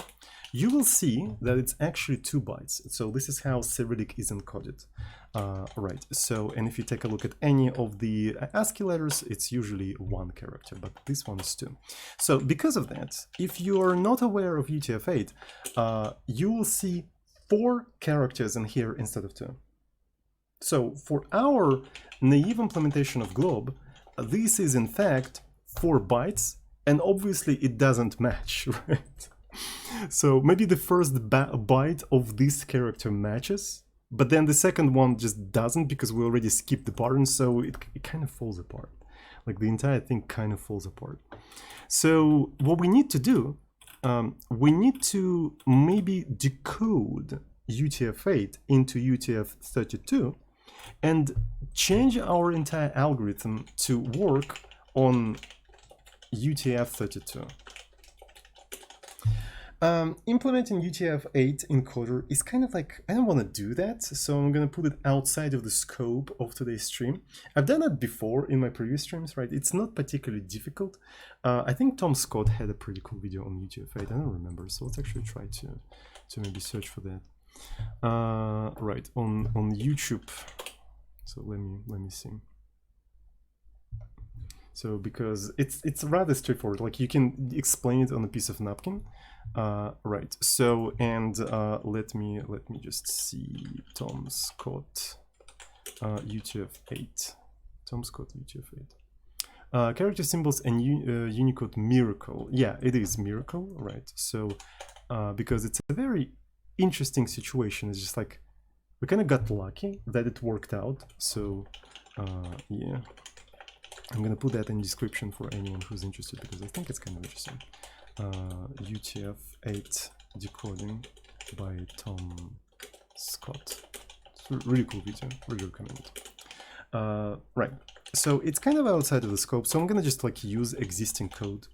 So for quite some time, Unicode.org had so-called reference implementation of UTF-8 encoding, right? But at some point they kind of removed it because it got out of sync with their current like crazy latest standard and stuff like that. Right, and it's crazy because it has to deal with a lot of complicated issues with a lot of languages and stuff like that. So it's like an inherent issue. So, but it's still around in some of the existing projects. So the one that I quite often use is part of the simple ini, right? So we're gonna just yoink the Unicode reference implementation from there. So it consists of 2 files, Unicode UTF.h and Unicode UTF.c. So I'm gonna just like literally download them, right? So I'm not sure if I'm gonna make them part of my library. So it's kind of difficult to decide. So let me quickly download that one, first one, and the one that is C. There we go. Yes. Okay, so let's include, let me take a look at the convert.h. So yeah, the one that we're interested in is convert UTF-8 to UTF-32, right, this one. And it has such a weird interface, I really don't like it. You're supposed to supply the beginning of your data, like, but you have to give it the pointer to the pointer, because the conversion process is going to modify that pointer as it's going to iterate through this entire thing. I have no idea why I should be aware of how it is iterating things. It's like none of my concerns, but for some reason interface forces those concerns on me. I'm not surprised nobody, you know, supports this code anymore, because that's horrible. And then you have to supply the end where it ends, which makes sense because you may have null terminated and non-null terminated things. And maybe this is something that we have to do with our glob function as well.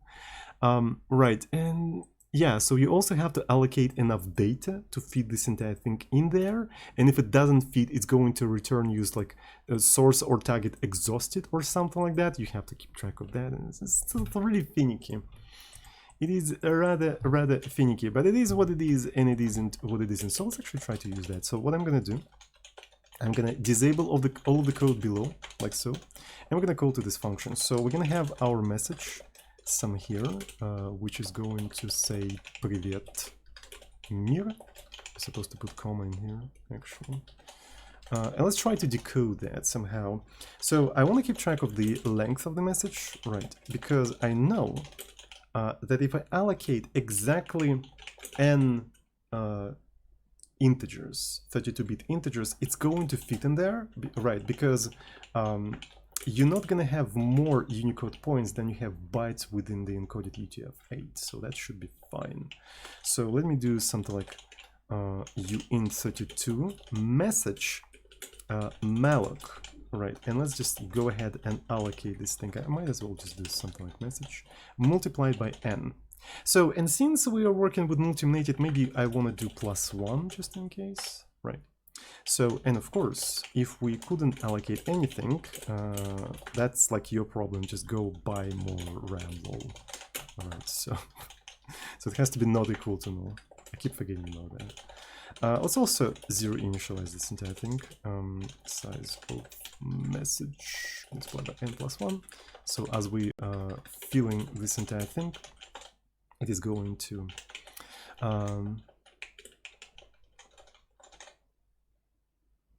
yeah, so it's going to basically be null terminated, right?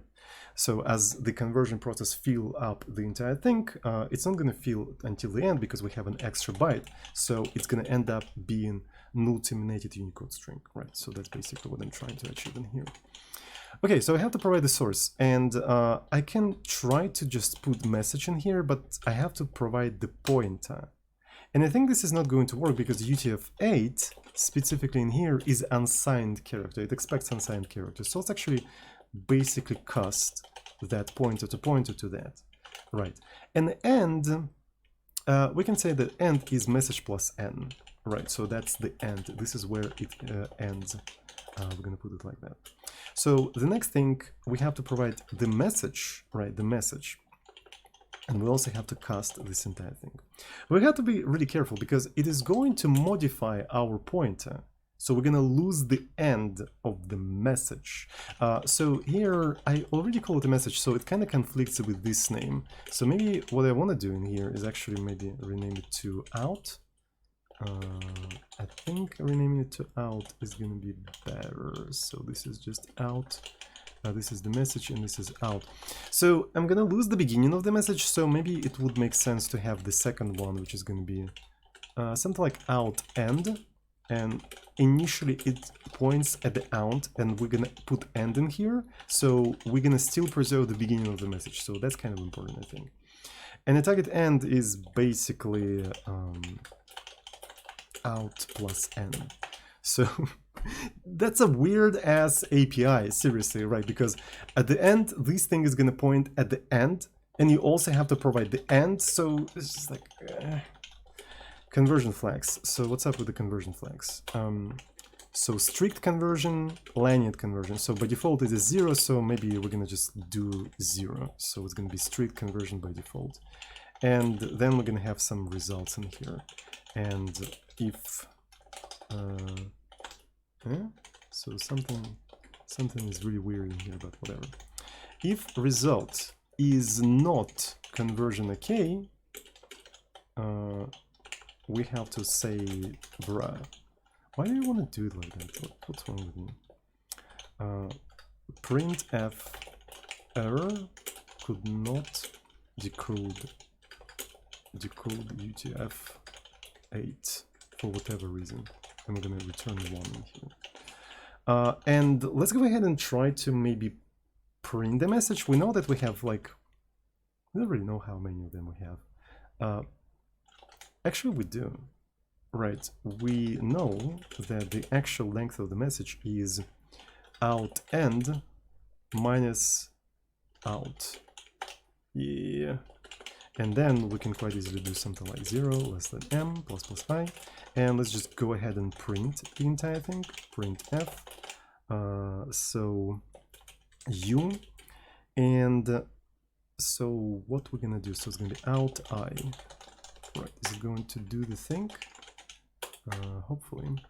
So we have some compilation errors. Uint, there's no such thing in here. So this one is weird. What the hell is going on? So this is int. What else do we have? So, ooh. All right. So yeah, we have to change this thing as well. So now if we keep track of the character, we actually keep in track of the Unicode point. So we have to change that as well. And when we do cloud, okay, this one is interesting. So we actually broke everything in here. What if we, oh, okay, so let's not do it right away, right? So I'm starting to actually migrating the globe implementation into Unicode. Let's not do that right now. I just want you to see how the decoding from UTF works. So strlen, we need to have string, so it's too early to actually migrate our code there. So here I have enclosed thing. What else do I have in here? Conversion result. Okay, so let's include convert UTF-8 H. We have that, but we have you know, we don't see the implementation of these functions because we need to link with it. We can try to do the following thing. We can just do convert UTF-C, right? So, and we're basically linking with this entire stuff, and that seems to be working. So we have basically 6 characters, big characters, then 2 small characters, 3 big characters, and that makes sense because the first word in Cyrillic has 6 characters. Then we have 2 ASCII characters, which is comma and space, then 3 Cyrillic ones again, and then 1 ASCII. So that is consistent with what we have. So it performed the decoding correctly, right? So it performed the decoding correctly. Maybe we can put that into a separate sort of function, right? We can call it decode UTF-8, and here we're going to accept the message, and we're going to return UTF-32. So this function is going to allocate some memory, all right, but it's going to be on you to manage it. So let me just literally take this entire stuff. Let's take this entire stuff. And here we're going to be returning out. So it would be maybe nice to handle all of the possible situations in here. So result, and just like handle all of the cases that may happen in convert UTF-8. So conversion OK, source exhausted, blah, blah, blah. All right. So in case of the conversion OK, there's nothing much to be done, just return out. So source exhausted, so partial character, that may happen, right? So you basically may have unfinished, you know, UTF encoded characters in here. So this is something that would be nice to report maybe. So in case we hit that,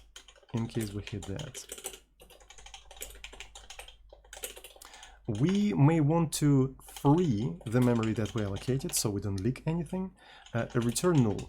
But on top of that, let's actually go ahead and like printf std error. So what was there? Convert UTF-8, partial character and source, but hit ends. Let's actually literally print that.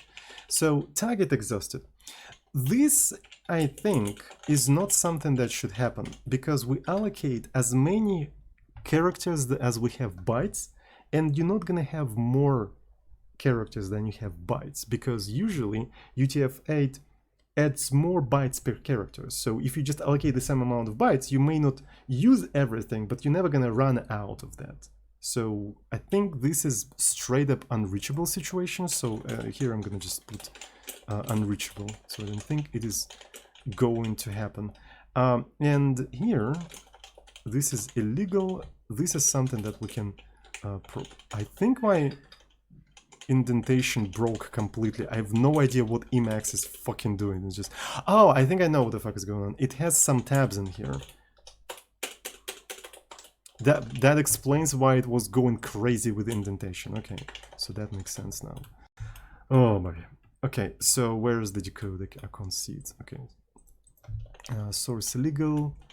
Yeah, automatically. I should have not automatically done that. Broke everything I have in here. So let's remove that. Okay, cool.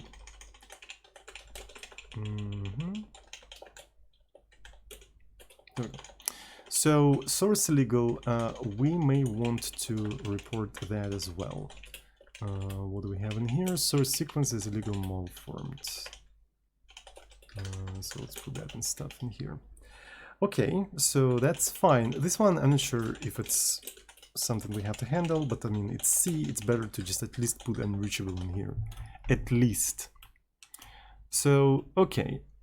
And now, every time we do check glob, I think it would make sense to actually decode them. Right, so let's do 38, so pattern UTF-8 32, and we're gonna do decode UTF-8 pattern. So here, if pattern turned out to be like null, we probably want to exit 1 in here, so we just basically crash. So something you provided like incorrect data and whatnot. And in here we can do query pattern text. Boom. So, and in here we're gonna be essentially providing UTF-32, right? So UTF-32, but we're gonna be printing UTF-8, right? Because this is something for the user, right? This is something for the user. This thing has to be visible for that specific function in here. It has to be visible. And yesu. It has to be visible. So now let's go ahead and just like change our interface to uint32t, and theoretically it should be the same, right? So it's just like instead of handling characters, we're handling Unicode code points, or as Go likes to call them, runes, right? So instead of characters, we now have runes. Let's try to do this kind of thing. So it complains about stuff, but that's fine, right? So let's fix all of these things. So here we're supposed to keep track of the characters. What else do we have in here? So this is an extra A. So yeah, it has to be a pointer, of course. And as you can see, it matches. All of the previous test cases work, and the one with Unicode works as well. So yeah, essentially, adding Unicode for this specific thing was not that difficult because it's basically the same logic. It's just like you're working with the different entities. You worked with ASCII characters before, now you're working with Unicode code points in UTF-32. But the logic is the same. The logic is literally the same, and as you can see, it works out. So that seems to be like a really reasonable library. So maybe there are some cases that we don't handle, but we have like extensive like a test suite, I think. I think we have a pretty extensive test suite. We can turn it into like a header-only library, probably, maybe. So we can create like a glob.h, and essentially let's add the inclusion guard, right? So if not dev, glob.h, right, and define this kind of thing, and then end div. And in here we're supposed to have only the declarations, like declaration of the enumeration, for instance, and the function signatures, right? So you're not supposed to have anything special in here. So we only have two functions, like so. There we go. So two functions. So this is your header.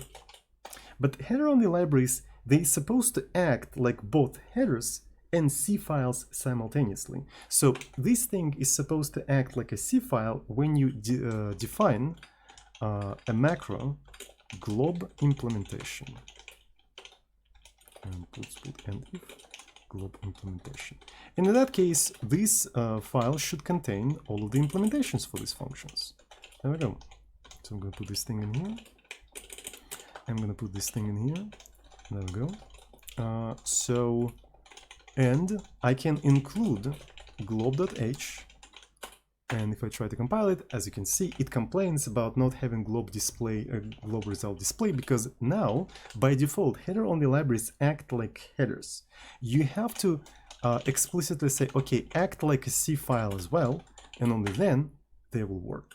So now you can actually take the glob.h and add it to your project, and you would have a glob matcher, but it accepts Unicode code points, so you have to have separately UTF decoders somehow. You separately need to have UTF decoder, and this is what we have in our separate like a test program. I haven't decided, like, do I want to include UTF decoder into the glob library? That would have been nice actually, but I don't want to include this convert UTF. There's a lot of stuff in here, and it's rather questionable. Well, I mean, it's not that big actually. Look at that. It also contains UTF-16, which might be useful for Windows stuff. I'm not 100% sure. But on Windows, you probably want to use something built in, right? So WinAPI has its own thing. So I'll think about that.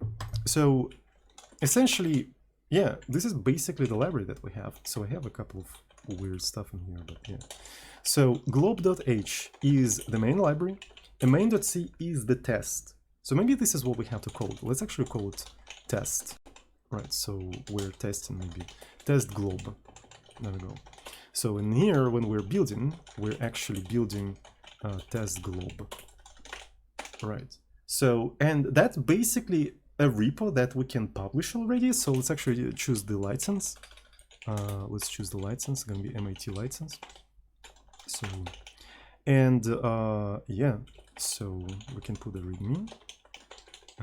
So glob simple header only implementation of glob matching. So testing, you just do console build sh test glob, you just call that, and that is fine. That's literally the whole testing, right? And then we call test glob, and everything seems to be fine. So that's pretty cool. And usage, we can just do C. So essentially you include glob.h, and you also do define glob implementation, and then in here we can do main 1 2 3 4 return 0. So this is void if glob dot c main c and decode UTF-8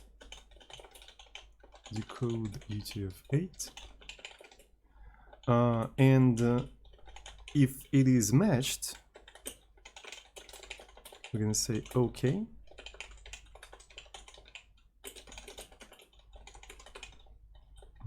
And here we're gonna say fail. So I'm sorry for my emac going crazy. Right. And we can say something like this. So UTF-8 int32 const char message custom your custom UTF-8 decoder. Check test glob.c for an example of that. Right, so because it does contain, but it uses like a separate library. So I'm not sure if I want to make UTF-8 decoding part of this library. Really not sure about that, but that would make it convenient, right? So essentially we can just merge it with convert UTF-8 and allow to work with UTF-16, UTF-32, UTF-8 and stuff like that. So maybe we're going to have implementation specifically in UTF-32 right? And then we can have adapters that convert between different encodings and just like then called that UTF-32. But that will require for the library to allocate memory. But I mean, that is very easy to abstract away, just like make and allocate a macro that the user of the library can change or something like that. But we can do that a little bit later. So that's basically it. So let me git ignore test glob. So this is test glob. And let's do git init of this entire repo. And let's just do a committee. Let me see. Okay, ready, set, go. We have a repo. So I'm going to create the repo right now, but I'm gonna keep it secret until I actually publish the recording. So this is gonna be glob.h, and I'm gonna take the description of this entire thing from the README.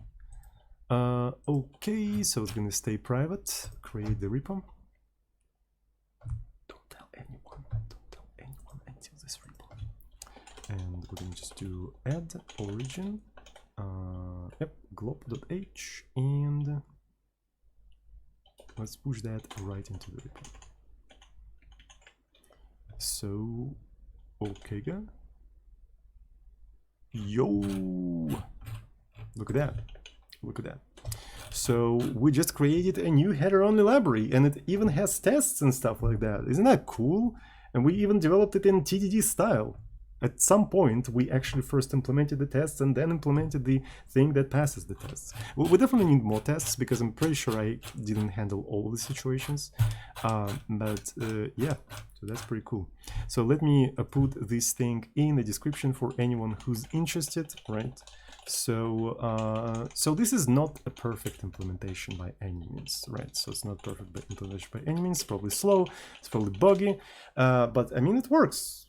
It seems to be working, right? It handles all the stuff that the POSIX wants us to handle, that the goofy Unix people from 70s wants us to handle. It kind of handles them. So yeah, all right. I guess that's it for today. Thanks everyone who's watching right now. I really appreciate that. Have a good one, and I see you all on the next recreational programming session with Azuz, and I love you. Mwah.